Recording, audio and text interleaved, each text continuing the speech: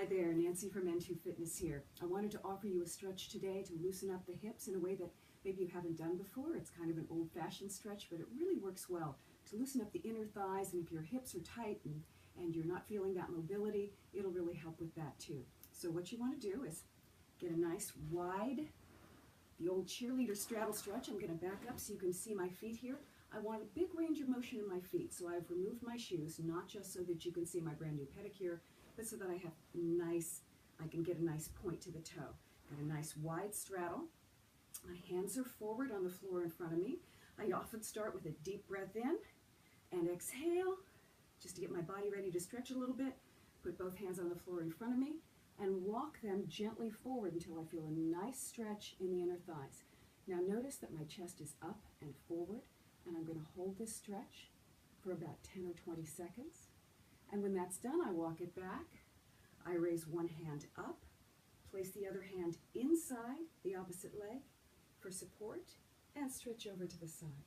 Now with this stretch, you can feel it all along the lats and the top of the hip. That would be the gluteus medius and minimus. And you hold that stretch again, 20 seconds, maybe even a little bit longer. Back up, put that hand inside the same side leg, opposite hand up, and over in a nice stretch to the side. While you're doing this, you're letting that whole chain of motion from the hips forward, or upward rather, I should say, to loosen and relax, and you come on back up, and you go back to the center, walking forward again, this time just a little bit deeper. You'll be surprised at how quickly you gain flexibility in this area. And this little stretch can just work wonders. I feel it in my hands and feet. Even when I do this stretch, everything kind of loosens up and I get that blood flow and those nerve impulses moving.